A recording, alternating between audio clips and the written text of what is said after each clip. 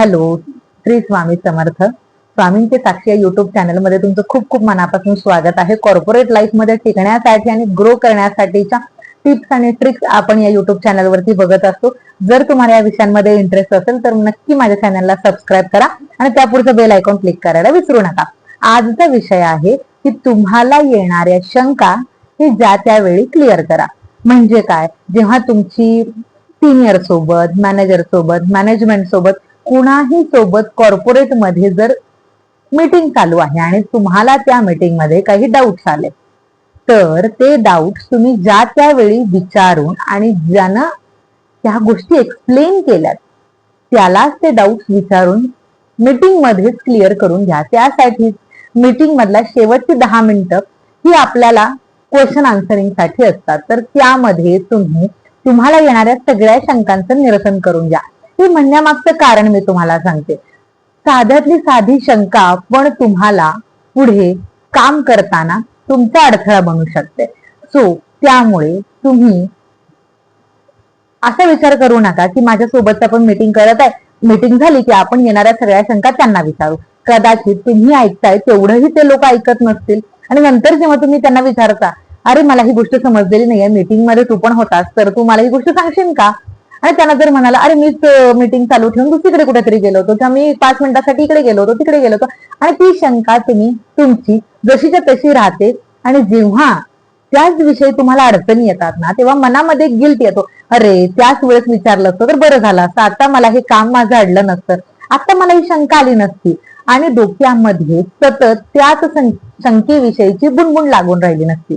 त्यामुळं corporate life मध्ये टिकण्यासाठी, ग्रो करण्यासाठी तुम्हाला ही गोष्ट खूप महत्वाची आहे, जी की म्हणजे मीटिंग मध्ये येणाऱ्या शंका, तुमचे डाऊट ज्या त्यावेळी त्यातील एक्सपर्ट माणसाकडून किंवा जो व्यक्ती ती गोष्ट एक्सप्लेन करत आहे त्याच्याकडून मीटिंग मध्ये शक्य असेल तर सगळ्यांसमोर मीटिंग मध्ये, अन्यथा सेपरेटली त्याला मेसेज करून नक्की तुम्ही ती शंका विचारा.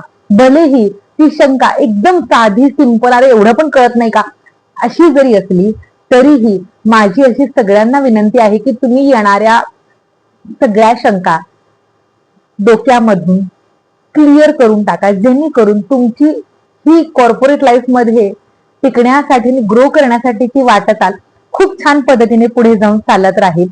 कारण मी काम करताना मला एक गोष्ट खूप जास्त प्रमाणामध्ये जाणवली की जेव्हा मनामध्ये शंका येतात त्या शंका एकतर आपण विचारत नाही आणि मनामध्ये त्या शंका राहून जातात आणि काही दिवसांनंतर जेव्हा अडचण येते आणि मग तेव्हा अरे त्यावेळेस मी हे विचारायला हवं होतं असं मनामध्ये गिल्ट येतो. त्यामुळे मला असं वाटलं की ही गोष्ट तुमच्यासोबत शेअर करावी आणि तुम्हाला सांगावी. त्याच्यामधलाच एक ऍडिशनल पॉइंट म्हणजे तुम्हाला येणाऱ्या सगळ्या शंका तुम्ही मीटिंग करत असताना एक वही पेन घेऊन बसा आणि त्याच्यामध्ये 1, 2, 3, 4 असे आकडे टाकून स्पष्टपणे त्या शंका लिहून काढा आणि त्यासमोर त्याची उत्तरही लिहून काढा. म्हणजे जेणेकरून तुम्हाला त्या शंका लक्षात राहतील, परत काम करताना अडचण येणार नाही. भलेही तुम्ही ते काम त्यानंतर करत नाही, ती शंका तुमची दूर झाली आणि 2-3 महिन्यानंतर परत तुम्हाला त्याच रिलेटेड काहीतरी काम आले तर तुम्ही नोट्स मध्ये जाऊन, त्या वहीमध्ये जाऊन ती शंका तुम्ही बघू शकता. कारण तुम्ही ती गोष्ट लिहून घेतलेली आहे आणि ती गोष्ट तुम्हाला त्यावेळी आठवेल. जर तुम्ही ती गोष्ट लिहून घेतली नाही तर ती त्याच वेळेस कदाचित विसरून जाईल, कदाचित अर्धवट समजली जाईल किंवा त्या शंकेतून निरसन होऊन अजून काहीतरी वेगळी शंका निर्माण होईल. त्यामुळे आपल्याला एक गोष्ट करायची आहे, आपल्या शंका हे त्याच वेळी जो व्यक्ती सांगत आहे त्याच व्यक्तीकडून क्लिअर करून घ्यायचे आहेत. आणि दुसरी गोष्ट, जर समजा त्यावेळी ते गोष्ट करणं शक्य नसेल तर आपण ते नंतर त्या व्यक्तीला मेसेज करून विचारायचं आहे आणि शंका येणाऱ्या सगळ्या वहीमध्ये लिहून घ्यायचं आहे. कारण याच शंका तुम्हाला पुढे काम करताना तुमचे अडथळे बनणार आहेत. जर तुम्हाला हा व्हिडिओ आवडला असेल तर नक्की लाईक करा, शेअर करा आणि आपल्या चॅनलला सबस्क्राईब करा. थँक्यू. भेटूया अशाच पुढच्या नवीन व्हिडिओ सोबत.